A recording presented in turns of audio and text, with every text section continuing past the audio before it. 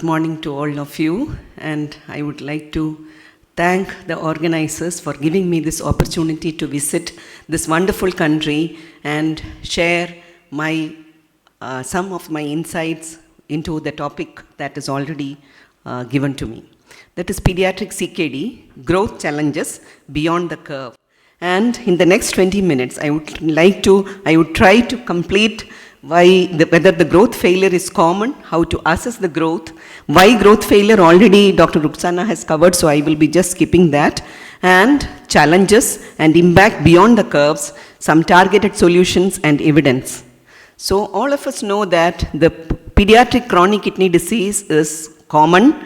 It is almost 74.4 cases per million population, and growth failure is the hallmark of pediatric CKD. The extent of growth impairment correlates with the degree of renal insufficiency and the risk of severe growth retardation, highest in the youngest because during infancy maximum growth is happening. The normal longitudinal growth for all population and for all people is a sensitive indicator of overall well-being, and the reduced adult height is a significant concern and which will be having a negative impact on the quality of life as well as the psychosocial integration. So this problem of growth failure is a significant challenge not only for the pediatric nephrologist but also for the endocrinologist. Child with chronic kidney disease is not a miniature adult. We know that the causes of CKD in the adult is totally different. The comorbidities are different. The onset of the disease is after reaching the growth potential, and they can take treatment decisions. Priority is there for the access to care, and the specialist access is also better. And look at the small children. The onset of the disease is before the full growth potential. They are growing physically, emotionally, and cognitively. Then other comorbidities like seizures, congenital heart disease, developmental delay, all this will be there. And there is no personal decision making. The specialist access is poor, especially in the developing and low middle income and middle income countries. And the unique needs of an infant, toddler, and the school requirements and all will be totally, actually, it is not even taken care of or not even thought of. And congenital anomalies of kidneys and urinary tract contributes to 50% of the problem. That is, the problem is starting even before the child is born. So the hypodysplastic kidneys, obstructive nephropathy, PUV, the list is long. And the FSGS, HUS, and lupus nephritis and other causes also coming across as the child is moving ahead in his age. 30 to 50% of children with CKD will become short-statured adults. 60% of childhood onset CKD receiving kidney replacement therapy already have a height below 2 standard deviations. At the time of transplantation, children with CKD are significantly short, and the post-transplant growth is often insufficient to fully compensate for the growth that was lost early. Bone age and pubertal growth spurt is dissociated, and final adult height will be low, and it will be much below the target height. And the severity of growth failure actually will be correlating not only with the degree of renal insufficiency that is there, but also the age of onset of the disease as well as the cause of CKD. You can see in the graph that the SDS scores were actually very low if the younger age of onset, and the declining of GFR is happening early, and also the young onset of the disease, that is Charcot's and all. And the maximum risk is in infancy.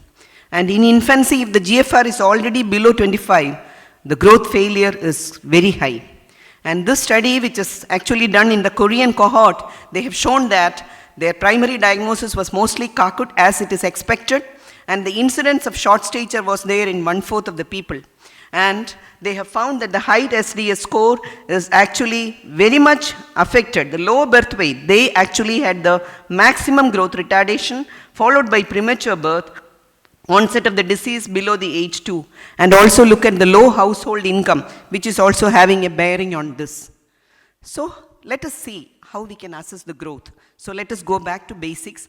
The primary measures are looking at the weight, but height is more important, head circumference, and you have to use the WHO growth charts or the charts which are country specific to see whether the child is growing or not. And sometimes if the child is having a condition like Down syndrome, you have to do a specific the condition-based growth charts. And the weight should be the euvolemic dry weight, and small children below 2 years, you have to have a sensitive machine looking at grams of weight gain per day. And the length bar height is important, length or height. All of us know as pediatricians that the babies below 2 years, they will have the length measured, and children who are unable to stand, for example, meningomyelocele, you have to use surrogate measures. And the weight for length or BMI is also very important, and the head circumference also up till 2 years or up to 3 years if appropriate charts are there. So one-time recording is not enough. We have to go periodically with our monitoring frequencies around 4 to 8 weeks in CKD stages 3, 5 to 5D. And minimum period of 6 months you should look and assess the growth velocity, and you should also look at the trends in growth parameters which has to be assessed, and that has to assess the clinical decision making. So that is, we have to plot the measurement serially and see whether there is already short stature, which is usually the rule, and the mid-parental height has to be plotted and on the growth chart, and if it is a premature infant, use charts specific for them up till 2 years if they are born below 32 weeks, and 1 year if they are a late preterm. And we have to monitor for a small baby infant 6 to 8 weeks, and that has to be continued for the toddler also, and every 3 to 6 months for older children, and in the early stages of CKD, once in every 3 months for the infant and once a year for the older child. And changes in the body weight and BMI should be assessed monthly if the child is already on dialysis, and every 3 months in stage 4, 5 as well as post-transplant, and 6 monthly in stages 1 to 2. And so this is an example, a 15-year-old male child with posterior urethral valve, and he was having bilateral high-grade VUR. He was already stage 5D on PD. And his target adult height is 157 centimeters, whereas his current height is only 113 centimeters, which is actually, the Z score is below 3 standard deviations, and the height is already very low. And so you have to chart the height age. His height age is only 7 years. So see how much he has lost. And by plotting the graph to the SDS score using the height at different times, you can see that the height SDS has actually was progressively worsening. And it was almost minus 7.54, while the target height is minus 0.24, and it is no way this child is going to reach that height whatever you do. So this scenario is, the nature is telling, honey, I shrunk the kids so that they can live longer. Children with CKD fail to grow, and the height deficit is maximum in the first postnatal months, and the cumulative height deficit is already minus 3 SD by the time they are 3 years. Dr. Ruxana has already told us 0.6 SDs per month loss is there in infancy. Whatever height losses occurred in the initial years, the catch-up growth cannot take care of that. So this graph is showing you that children with CKD, they always follow the trajectory that is below the 3rd centile. And accelerated decline in GFR occurs at puberty. The child who is small body suddenly becoming an adult, the small kidney, the compromised kidney cannot take care of the metabolic demands. So accelerated decline occurs in puberty, and the pubertal growth spurt is the time when your renal potential is getting checked. Yet another phase in life is pregnancy. So one time is this pubertal growth spurt, accelerated decline happens, and the child who was having some creat of 2 milligram at 10 years will be already on dialysis or already requiring a kidney transplant by the time he passed through the adolescent time. So we have to be closely monitoring them. And so I am skipping the upper part. The CKD CKID study has shown that 14% of their cohort was SGA and 40% were NICU graduates. And the growth failure in children who are born low birth weight, the low birth weight status itself is affecting their growth potential. So that is an additional negative factor on the Z score. And so here is an 8-year-old girl. She was CKD stage 3, hypodysplastic kidneys. Her weight is only 14.8 kg and her height is 112 centimeters, which is already below the 3rd centile. She is already 8 years. So the growth failure, why it occurs in CKD, is already dealt with, And so I am not going into the details of that. The steroid treatment that we are going to give for some of the conditions are also going to affect the growth potential. There is a reduced growth hormone receptor expression in the liver and other target organs. The bioactivity of the IGF-1, there is excess of IGF-BP3, which is actually an inhibitory factor which will actually negate the effect of IGF on the cartilage and growth plate. So the predictive factors for influencing growth in children is the genetic factor. So this child who is small, both of them are 4 years. You can see that this boy is having Schimke osseous dysplasia presented with nephrotic syndrome to us. He is so short. So the genetic factors are also important. Child with Bartter syndrome, child with RTA. So these children who are having already a genetic defect, they are at higher risk of having a growth failure. And also the protein energy wasting that is going to be there, and the recurrent infections, the mineral bone disorder, which is going to be really, really tough. There can be fractures. This child is having primary hyperoxaluria. You can look at his humerus, the humeral fracture, destruction of joints. So the higher risk of being shorter than their peers, and the risk of severe growth failure in young and infancy. And so this child is also a 7-year-old girl who presented with CKD 5, already severe growth failure, polyuria. See the extent of mineral bone disease that is having. Because these children will present late. They don't come in time. And so my talk is impact beyond the curves. And so will tall stature equate with better health, better income, better social opportunities, and fewer behavioral problems? So this question is for the general population, and all of us know that the answer is yes. And so our children with chronic kidney disease, their health-related quality of life is affected because they are small and short. So in the CKD cohort, 483 children, where they were dichotomized into normal height group and the short stature group, and the multivariate analysis has shown that those who have a catch-up growth and growth hormone use, they were having better physical functioning and social functioning. And we are social animals. We have to be integrated into the society. And so our kids with kidney failure, they should also be having an opportunity to grow well. So the evaluation of quality of life among young adult survivors of severe CKD in infancy, that also showed that the lower scores were associated with short stature. Adults who had pediatric CKD and greater final height report better quality of life, including higher education levels, employment, and independence. So this study was actually published recently, where they looked at 5 themes, that is diminished psychosocial well-being, constrained life participation and enjoyment, grappling with impacts of symptoms and treatment, and also looked at facilitating timely intervention and optimizing outcome. What is the impact? We keeping the growth and health priorities in perspective. This was a multi-country studies with 53 countries involved, 120 patients with CKD between 8 and 21 years, 250 caregivers, and 445 health professionals were involved.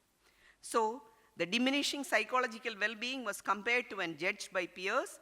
They're tired of the necessity to explain to others why I am short and why I am on medicines, damaging body image and self-esteem, and constraining the life participation and enjoyment, deprived of normality of school experiences, frustrated of being excluded from sports, compelling with other unfair disadvantages, competing with that, and imparting the quality of life. They are kept apart by the peer group. Always remember a child with some bladder bowel problems.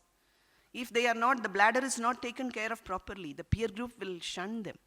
So the impact that is having on them as a social animal. And so struggling with understanding the delayed development and accessing for help, and concerned with the lack of appetite and hampering of growth, uncertainty regarding the bone health, and fear of medication side effect is all the time there, even after transplant. So the burden of growth hormone treatment. So facilitating timely intervention and optimizing outcome. Early indication. Short stature is an early indication of CKD. To pick it up in time is important. Tracking the progress and assessing the management. Maximizing the transplant eligibility and improvement of growth post-transplant, and thus minimizing the morbidity and mortality. So, keeping the growth and the health priorities in perspective to improve the quality of life and improving their social integration so that as adults they will be doing better. So, this study was actually patient parental, and so this already discussed. Then another important point which is already discussed by Dr. Ruxana is poor growth increases mortality. Poor growth also increases the risk of hospitalization and death in ESKD. Higher hospitalization rates are more in those with severe growth failure. Higher risk of death by Cox proportional hazards analysis. The 5-year survival, Kaplan-Meier survival analysis, all were endorsing the fact that a child with growth failure, if it is severe, they were at higher risk of death, higher risk of hospitalization, and the cause of death is usually infection, which is much more, 22% in the severely malnourished, severely growth failed group. And then BMI changes and mortality risk in CKD in children with ESKD was also studied, and that is, you can see that the reverse epidemiology is mattering here. There is a U-shaped curve. The BMI is very low, higher death. BMI is high, very high risk of death.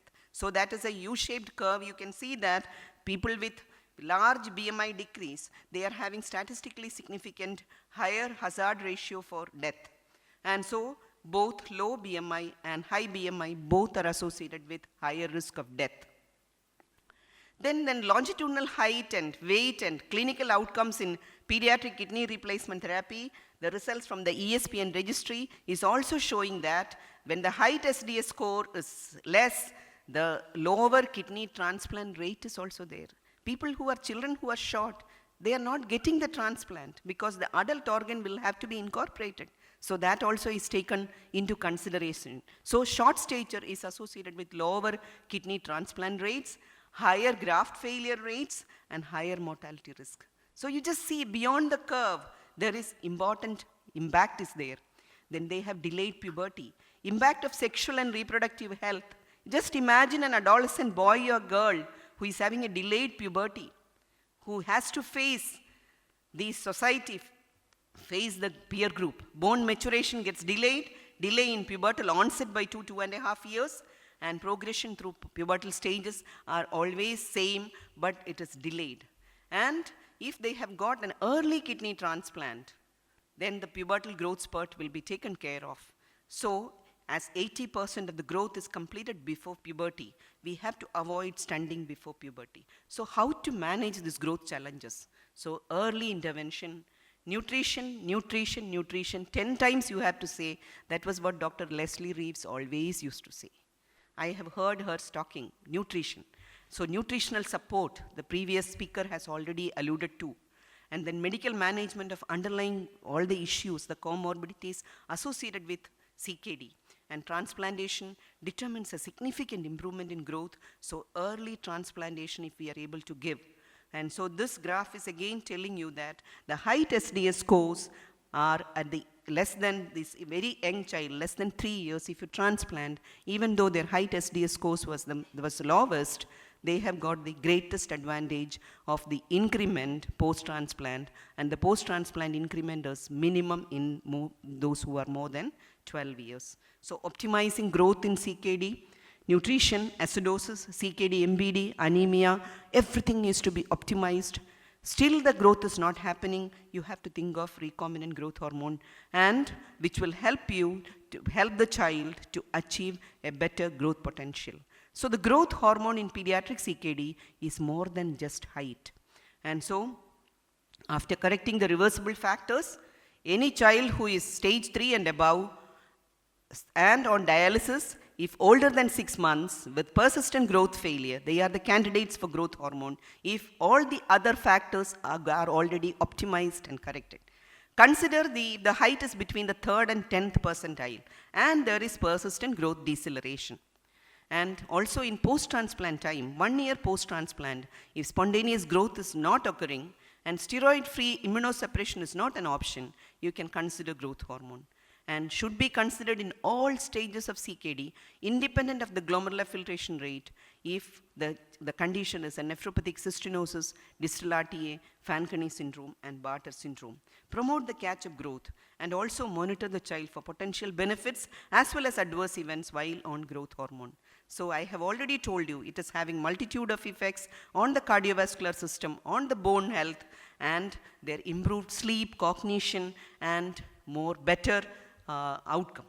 So the effect of growth hormone, the upper part of the graph is showing those who have received growth hormone and their growth potential, and the lower half is showing you the control group who has not received the growth hormone. So definitely growth hormone is having an impact on the adult height in children who are having CKD, which is again endorsed by this study, which showed that a superior outcome after kidney transplantation in those who have received growth hormone prior to the kidney transplant. Not only the growth, but there was impact on the hemoglobin, steroid exposure, menarche, and the bone age, as well as the improvement in the eGFR and persistently having a good kidney outcome.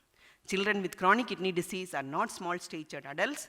Early intervention is critical to maximize the growth potential, and nutritional support is of the primary focus. Optimize the management of CKD to improve the final adult height. Puberty is delayed. Short stature affects the health-related quality of life in pediatric CKD. Reduced height is associated with psychosocial burden and social stigma. Growth failure increases the risk of hospitalization and death. And growth hormone in pediatric CKD is more than just the height, and transplantation determines a significant improvement in growth as well as quality of life. Thank you.